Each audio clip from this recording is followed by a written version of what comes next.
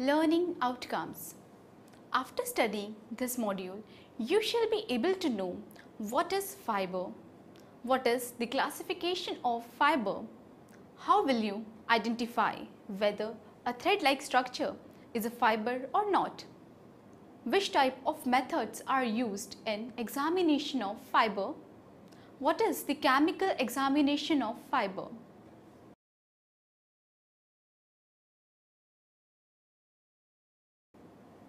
Now let us learn about the fibers. Fiber is fine thread-like piece as of cotton, jute or asbestos. In forensic science, many forensic scientists use fibers as a means of determining the nature of the item worn and in some instances can be used as precise as to identify the maker of the garment and thus the manufacturer. In some instances, this technique is so successful that garments that are rare or indeed specially made can be identified and thus a list of possible suspects drawn up simply by number of units sold. Fibers obtained from natural sources have been used for production of textile and other products for thousands of years. Carpets, tents, sails, ropes and cordages can be traced back over 3000 years. More recently, textiles have found wider application and may be designated as architecture.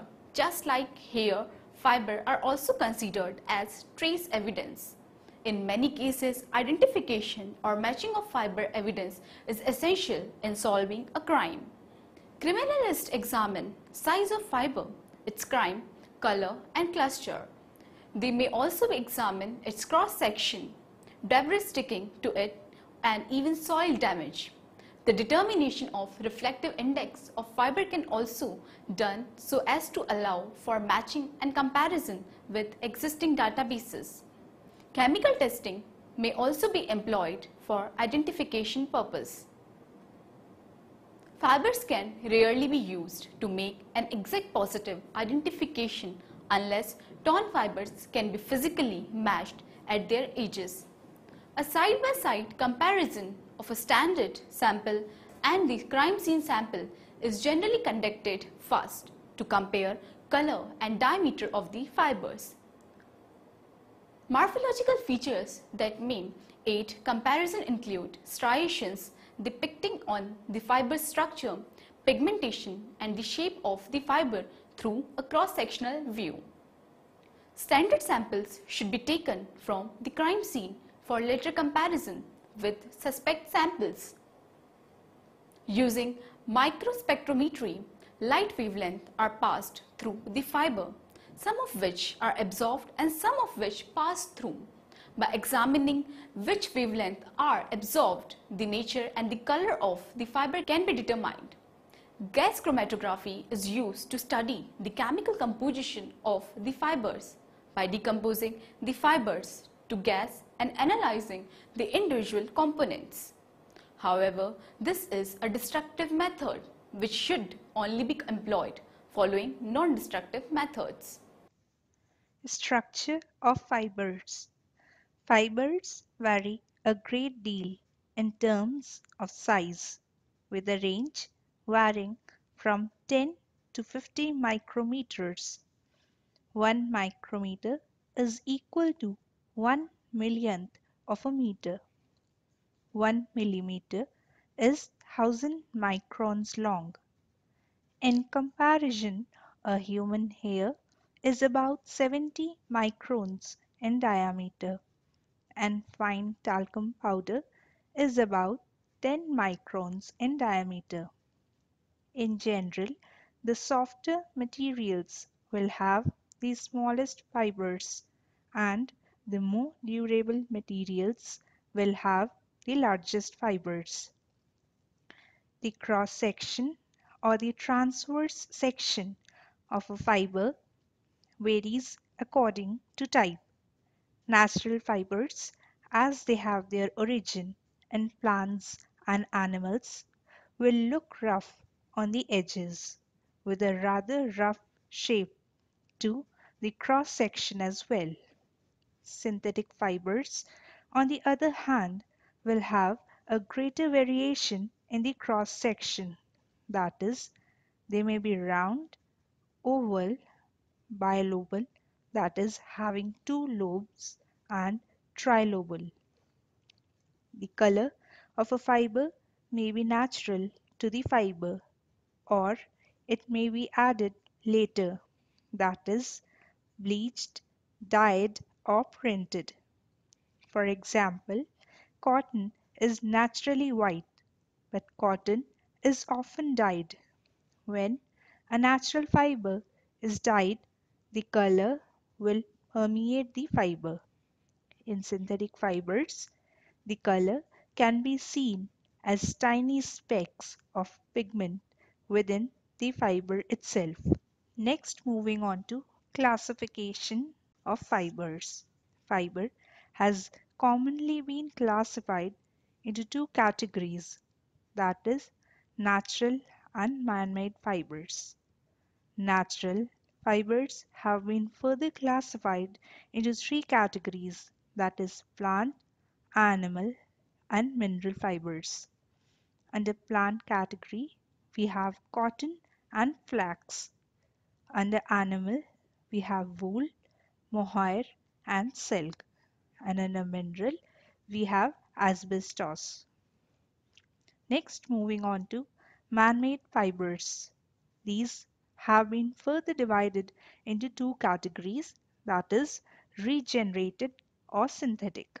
Under regenerated, we have rayon, cellulose, protein, glass, and rubber. Under synthetic, we have polyamides, polyester, acrylic, polyolefin, and vinyl. Commonly found at all crime scenes, fibers will either be natural or man-made. They are generally circular in cross-section and have scalar cuticles.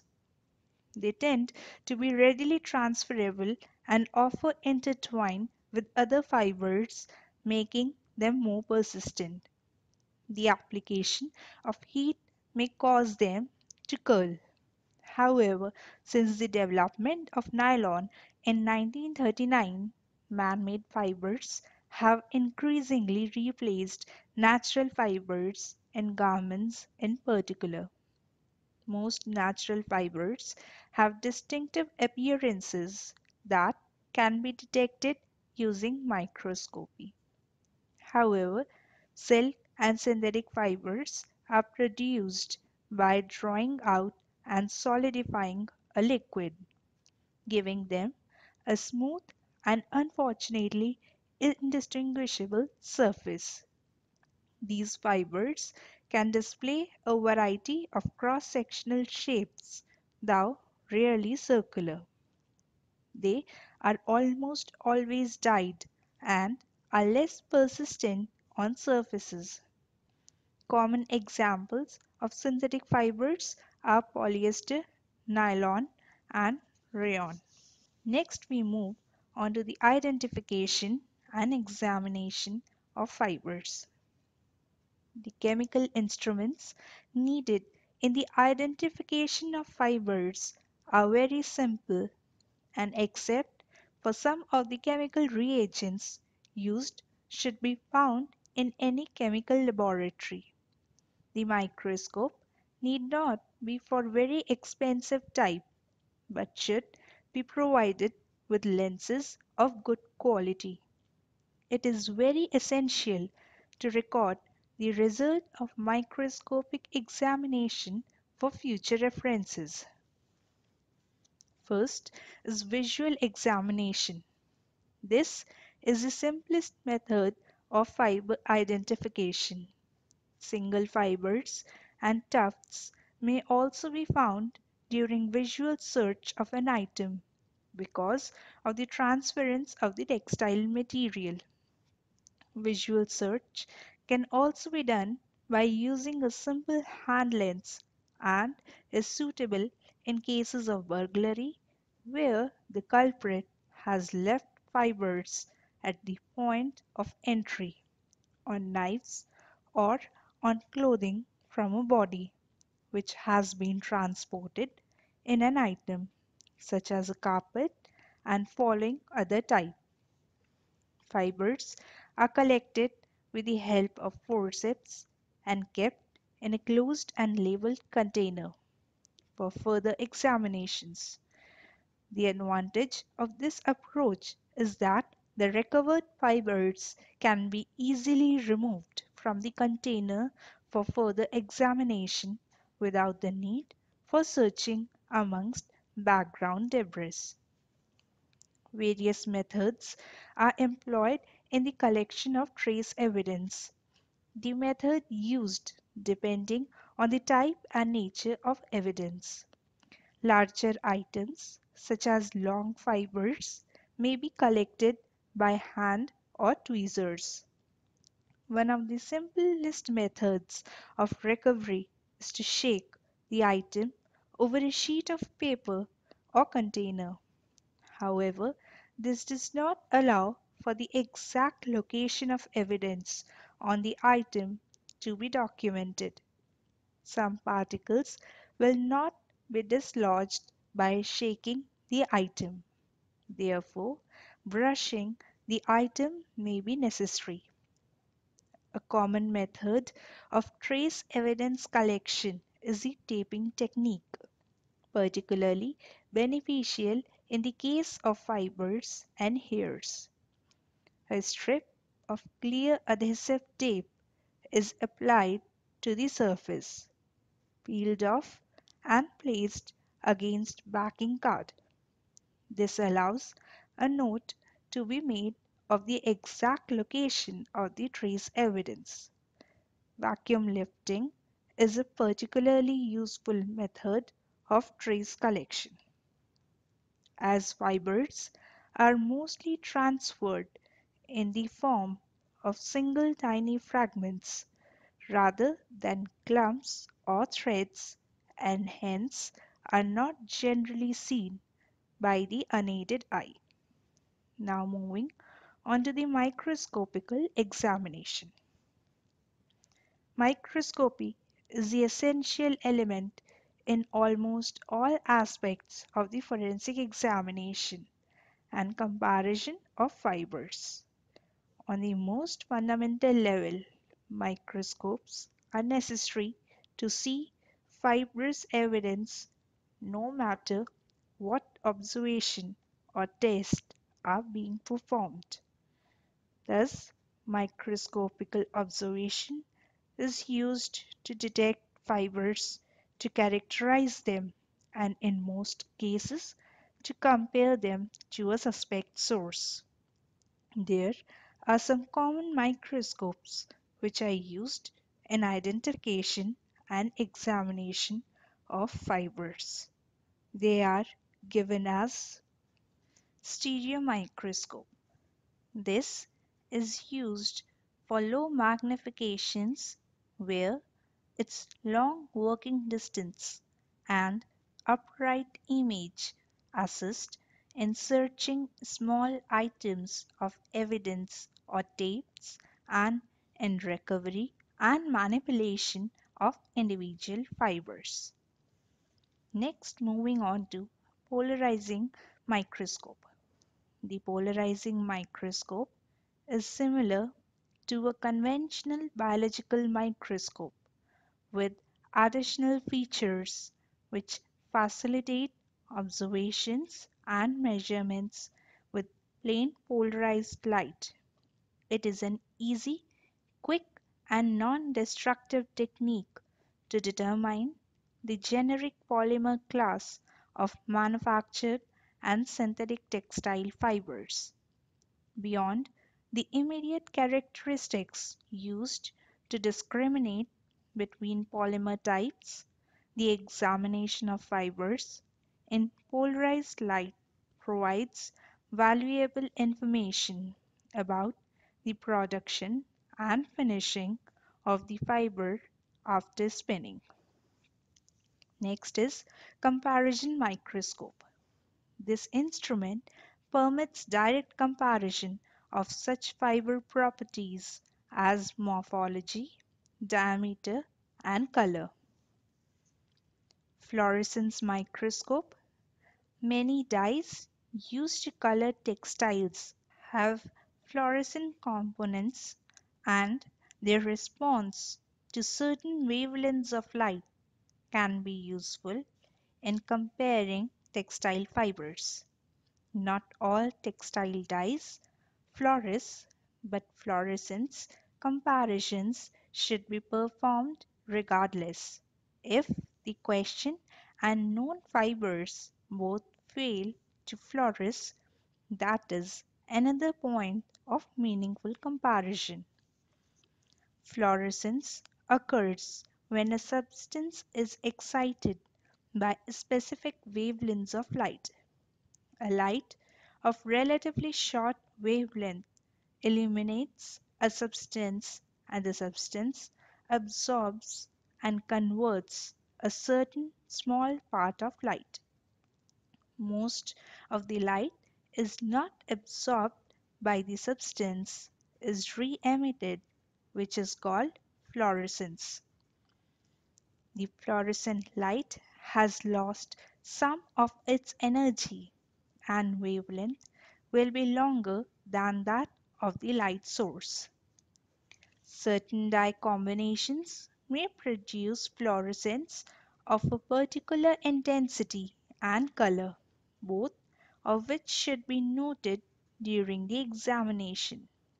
Fibers dyed with similar dyes should exhibit the same fluorescence characteristics, unless the fibers or dye have been degraded by UV exposure, bleaching, or some other similar means.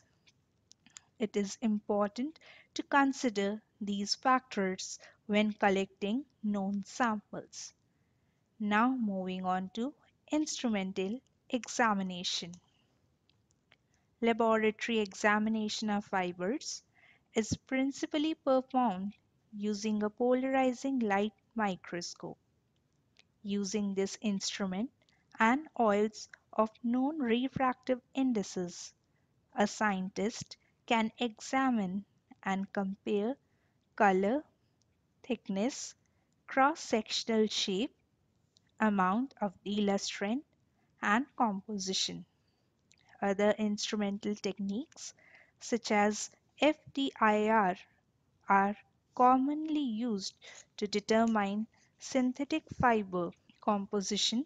UV visible microspectrophotometry can be used to discriminate color in the ultraviolet and visible regions that cannot be discerned visibly.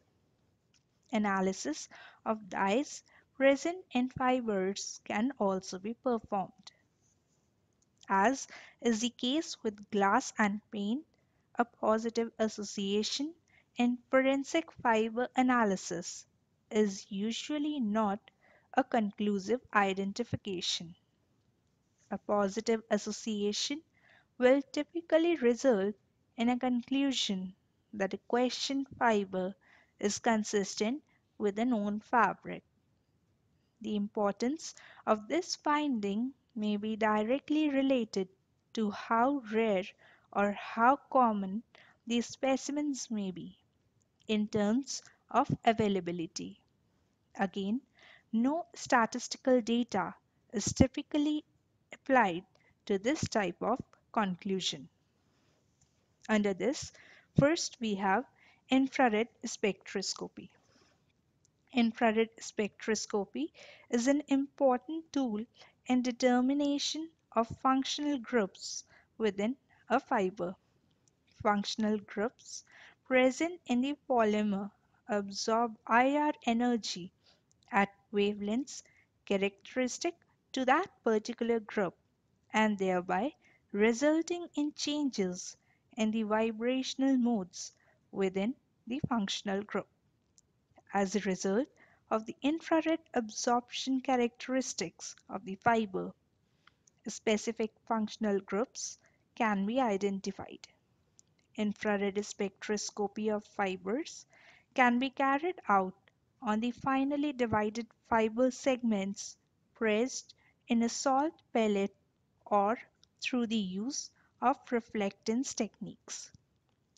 Functional groups and dyes and finishes can also be detected by this technique. Next is ultraviolet visible spectroscopy. The UV spectra of fibers, dyes and finishes may offer clues regarding the structure of the materials. Besides, may also demonstrate the nature of electronic transitions that takes place within the material when light is absorbed at various wavelengths by unsaturated groups, giving an electronically excited molecule. The absorbed energy is either harmlessly dissipated as heat, fluorescence, or phosphorescence, or causes chemical reactions to occur that modify the chemical structure of the fiber. Ultraviolet visible spectra can be measured for a material either in solution or by reflectance. Reflectance spectra are particularly useful in color measurement and assessment of color differences in dyed and bleached fibers. Next is nuclear magnetic resonance spectroscopy. Nuclear magnetic resonance or NMR spectroscopy measures the relative magnitude and direction or moment of spin orientation of the nucleus of the individual atoms within a polymer from a fiber in solution in a high intensity magnetic field. The degree of shift of spins within the magnetic field and the signal splitting characteristics of individual atoms such as hydrogen or carbon within the molecule are dependent on the location and nature of the groups surrounding each atom. In this way, the average structure of long polymeric chains can be determined. Line width from NMR spectra also can provide information concerning the relationship of crystalline and amorphous areas within the polymer. Next is X-ray diffraction. X-rays diffracted from or reflected off crystalline or semi-crystalline polymeric materials will exhibit patterns associated to the crystalline and amorphous areas in the fiber. The shape and size of individual crystalline and amorphous sites in the fiber will be revealed in the geometry and sharpness of the X-ray diffraction pattern and will provide an insight internal structure of polymeric chains within a fiber. Next, moving on to thermal analysis. The chemical and physical changes within fibers may be examined by measuring changes in certain properties as minor samples of fiber are heated at a steady rate over a given temperature range in an inert atmosphere such as nitrogen. The four thermal characterization methods are: first, differential thermal analysis or DTA. Second, differential scanning calorimetry or DSC. Third, thermal gravimetric analysis or TGA. And lastly, thermal mechanical analysis or TMA. Now, moving on to the characteristic features of fiber under different conditions. We have samples ranging from cotton, coconut, wool, jute, silk, polyester, glass, and nylon. The various characteristic features given in the table of physical examination, specific gravity, burning examination, and the microscopic examination. Next, moving on to wool burn test. The wool burn test has been shown in the illustration, varying from time ranging from 2 seconds to 20 seconds. Now, moving on to chemical examination. The chemical properties of fibers comprises the effects of chemical agents including acids, bases, oxidizing agents, reducing agents, and biological agents such as molds and funguses on the fiber, and chemical changes induced within the fiber due to light and heat. Acids and bases cause hydrolytic attack of molecular chains within a fiber, whereas oxidizing and reducing agents will cause chemical attack of functional groups by oxidation, that is, removal of electrons, or reduction, that is, addition of electrons. Such chemical attack can change the fiber's structure and possibly cleave the molecular chains within the fiber. Next is a table that shows reaction on fiber with use of different types of reagent. The samples taken are cotton, coconut, wool, jute, silk, polyester, glass, and nylon, and the various types of reagent that has been recorded in this table are concentrated hydrochloric acid, concentrated sulfuric acid, concentrated nitric acid, concentrated sodium hydroxide, ethyl alcohol, carbon tetrachloride, and its effect on the litmus paper.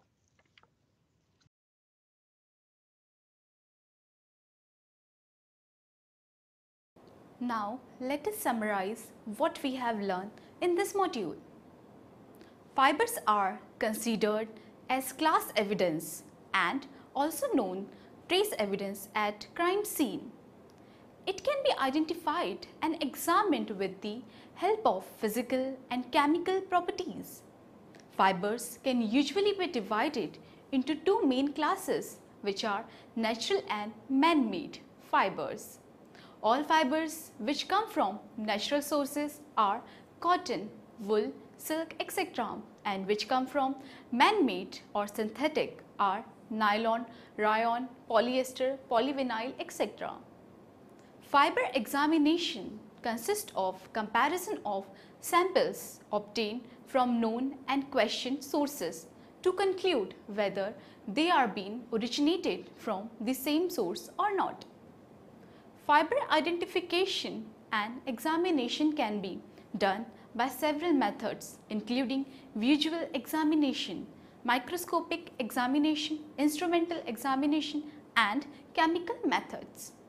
Microscopic examination of a fiber includes some important microscope such as stereoscopic comparison and fluorescent microscopic, etc., which can also help in easy examination of fiber.